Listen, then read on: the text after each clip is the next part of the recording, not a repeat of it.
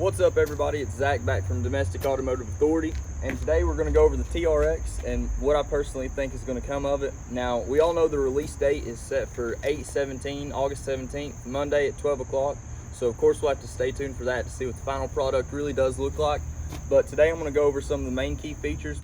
I'm going to point out some of the main things that we've seen from the concepts and go over some of the main changes that differ from the Rebel.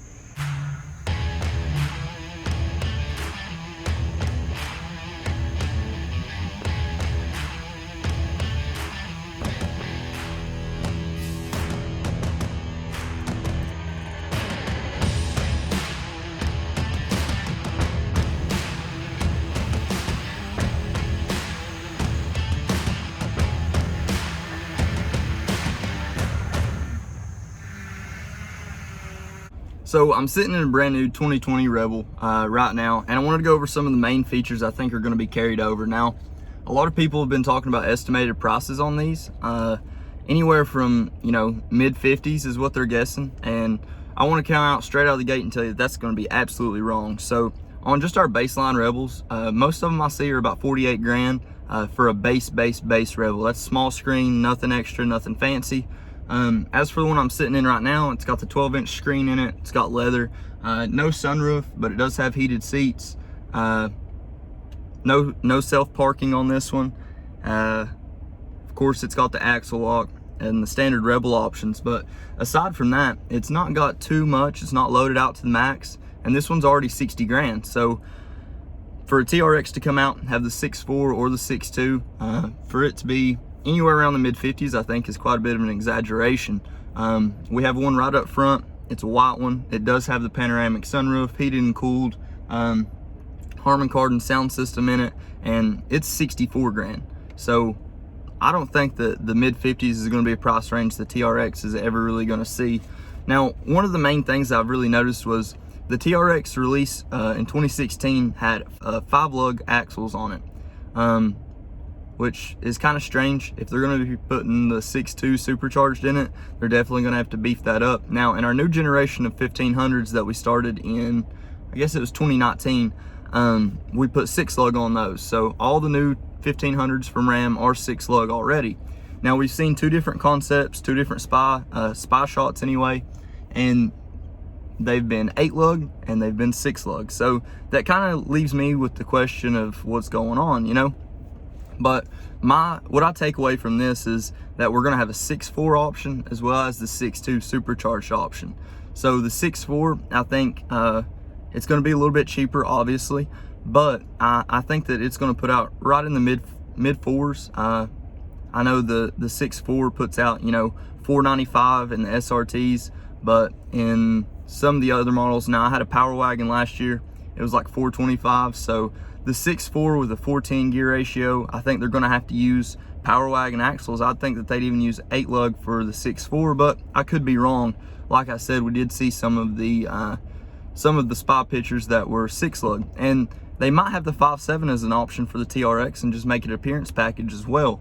But I think they're going to use the Power Wagon axle in the rear.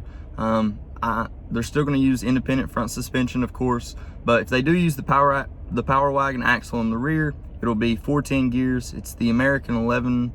I think it's the 245 axle in the rear. Now, I could be wrong on that, so leave me a comment if I am. But I think we're going to see quite a few things carried over from the Rebel interior and some parts from the exterior, like the heat extractors up front, the hood. But aside from that, it should just be appearance. So what we've seen from the concepts and from the spy pictures so far is the rear control arms are definitely beefed up. So whether it's the 6-lug or the 8-lug, they're beefed up. In the 8-lug axles, it looked like they were more of a military style control arm where they're square tubing instead of them being round like the other ones. For the 6-lug, they looked a little bit more standard, but they're definitely still beefed up, most definitely. Aside from that, I think that a lot of people are under the misconception that this truck's going to come out and it's going to look just like the Rebel. But from what I can tell, now they might just put fender flares on the side of them, the beefed up fender flares, but they actually might make it wide body. From what I've seen from the pictures, it looks like the fenders may be widened out, to make it more of a pre-runner style. And of course we won't know till Monday at 12. But quite a few other things from the interior should cross over. So of course we've got the 12-inch screen, we've got this really awesome gauge cluster in here, but I'm not sure if they're going to come out with a new interior package. Of course it'll say TRX on the gauge cluster and everything, but I'd like to see some TRX emblems inside, you know, thrown out kind of like the Rebel does. But in this one, even though it is a Rebel, the only place it says Rebel is right here on the side bolstering of the seats. That'd be pretty cool. It's subtle. Now this one's all black on the interior, so it doesn't have the red interior like a lot of the Rebels do. But there are quite a few other things that are going to change, and I wrote down a couple little notes here to make sure that I hit some of the bases. So a lot of people are talking about the 6.2 supercharged putting out 707 horsepower, which we all know it can. They did it in the Durango as well, the Grand Cherokee, Challenger, Charger, everything so far. But it's going to be hard to produce that much power in these, and they may get away with measuring at the crank, but true power on these is going to be closer. I really think that they're going to advertise it at 650. So 650 horsepower, 650 foot-pounds of torque, that should be plenty enough. But I think that's the way they'll advertise it. And I think for the 6.4, they'll advertise 450 horsepower, 450 foot-pounds of torque. Now, aside from that, the original concept in 2016 had a Dana Pro 60 in it. Now, they had cut axles in those and widened them out to give it the wide track, but it was only a 5-lug then, so it's kind of confusing the way they say it, but they very well could have done it, or they could have just said that that's what they were going to do. Now, aside from that, of course, we know the fender flares, the grille, a lot of things are going to change. More aggressive body lines, I hope they'll change the body a little bit for the TRX, make it something a little special. But aside from that, I think they're going to use a internal bypass with an external reservoir shock system, and if they did on that, that'd be great. We've started using that on the Mojave, and I'll show you later what it looks like on those, and that would really change the game for these. So the Rebels now, they're not too crazy. I don't think they're a direct competitor for the Rebel or for the Raptor yet, simply because it's more of just it's a normal Ram 1500 with a couple exterior features and a little bit, it's more like a leveled suspension and a rear locker. Aside from that, the Rebel really doesn't have too much to compete with the Raptor right now, the way it sits, especially power-wise. You can only get the 5.7. You can get the 5.7 with e-torque, give it a little bit more power, but it's nothing to compare to the Raptor right now. Now, they're talking about maybe having adjustable suspension, which would be great, you know, different modes, which we haven't seen in our 1500 yet. Unless you have air ride, you just have selectable ride height. But if they do have adjustable suspension, you know, sport, tour, tune, or sport, tour, and track, or I guess it'd be off-road in these, that'd be pretty wicked. To see something like that in a 1500 would be cool. And I think for the 4-wheel drive, some people have been talking about how now we just have the push-button 4-wheel drive. It's auto-engaged, but it's part-time. I think they might introduce a 2-speed transfer case for these. Like in the Mojave, it's more of a desert-rated vehicle, so I'm going to compare it to it a little bit more. 2.62 transfer case versus the Rubicon having a 4-to-1 transfer case. I think they'll put something similar in these because they're going to be more desert-rated than anything desert-oriented. So for the Rebel interior now, it's a pretty nice place to be. I mean, we've got the 12-inch touchscreen right there, Android Auto, Apple CarPlay capabilities, and as well as, you know, standard navigation. You can split screen, listen to your music, pull up your navigation at the same time. This one does have the Alpine sound system in it, and you'll notice that all the way throughout. It's got the black leather inside, so it doesn't have any of the red interior, which is pretty cool on these. Of course, we've got the floating console right here as well. And I think that for the TRX, we might see a steering wheel change like we did for the Mojave. Right here, we might see it angled in just a little bit more, give it more of a SRT feeling steering wheel, which would be pretty cool. Now, this is the 4-wheel drive for the Rebel right now. It is part-time 4-wheel drive. It's got 4-wheel drive auto, which you can leave it in. And then right here, we've got the rear axle lock only and hill descent control as well, which is like a cruise control for downhill. Really helps you for towing too, as well as off-road. We've got our pedal adjustments over here, and we've got our light adjustments right there. Now, this one, we just got it in, so they haven't even put the floor mats in or anything. But like I was talking about earlier, the sale price on this one, the MSRP alone, is already over 60 grand. So for them to say that, you know, we're going to be selling them for 56 grand for the TRX it's just crazy. I don't think that's possible, but we'll take a walk on the outside and give you an idea of what this might look like. So like I'd said before, all of our new generations, we are using the 6-lug axles now, and you can see our suspension setup in here. We got the Bilstein shocks on it all the way around, which is pretty nice for the Rebel. It's wicked for sure. Now we can get to something interesting back here. Here are our control arms with our Bilstein shocks back here. From all of the concepts so far, the angles are off so much more. It makes it look like it should be about a 4-inch lift over what the Rebels are at right now. The angles are completely different. The control arms, just to give you a size reference, the control arm right here is square tubing, more of like a rectangle, but the other ones were cut out like military style, just completely square, and they were looking about like that, closer to what you'd see on a 2500. Once we come back around here, you're gonna see our spare tire that's put in right there.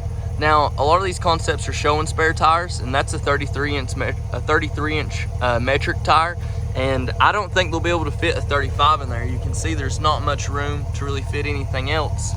And then we get down to our axle. So that's our standard axle for the Rebels, of course, and it looked like one of the concepts did have the same axle on it. And the 8-lug, it looked like it had the power wagon axle, which will probably have the 410s, and the electronically engaged locker, which would be pretty awesome. But still, for what it is, the axle is pretty beefy. It handles quite a bit of abuse. Of course, a lot of the styling will be similar on the outside. Like I said, I would like to see a couple new body lines just to change it up a little bit. But from the mirrors is what we can tell. Now, this does have the tow mirrors on it, but from the concepts and from the spy pictures, it looks like the mirrors are going to be set up a little bit different. Have the indicators here and another indicator up here, which is a little different than any of the ones we do now. I would say they'll use the same headlights. So the headlights on these, everything's been perfect so far. They look great, they do great. Similar front bumper, I'm sure. I'd like to see for this piece down at the bottom to be black too, but I'd say they will carry over the heat extractors up top, which are functional heat extractors, and then the top's more of just an appearance. But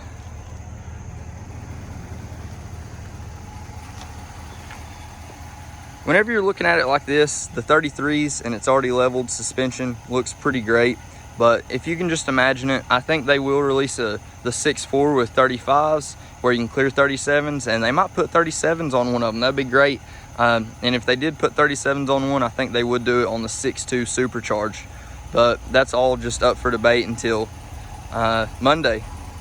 But as you can see here, we got the MSRP right there at 60,000. Shows our base price at 48,000, which is pretty good. And that's for a crew cab, of course. Interior space for the back is going to be the exact same. And then we got our surround sound speakers up top. Everything back here, it's nice and cozy, plenty of room, and I don't think we'll change much for that. But if you've got a second, I will show you the suspension setup I think that's going to be carried over to it. So hang tight real quick and I'll be right back. So like I said, I wanted to go over the shock setup on the Mojave to kind of give you an idea of what I'm expecting on the new 2021 TRX. Right here you can see we got the Mojave here with the internal bypass and external reservoir. Now I do believe that the external reservoir will be mounted somewhere right around here. Of course, we got to remember the TRX is independent front suspension versus this one being a solid front axle. And then I think in the back they might do something similar as well. People were talking about a similar setup like that in the rear, but I think they'll probably use the double shocks in the rear. A little bit more cost effective, but it does have the internal bypass on both of these as well. Of course, ours are made by Fox on this one, and I believe they'll carry over the Fox shocks onto the TRX as well. I'll show you this side just so you get a little bit of different view. So thanks for tuning in today, guys. If you haven't already, like, subscribe, and hit the notification bell. I hope you liked the content today. If you have any comments, suggestions, please leave them down below. If you have any insider look on some of the main features or any of the appearance or actual functionality on the new TRX, please drop it down below. I'd love to hear from you. But until next time, see you.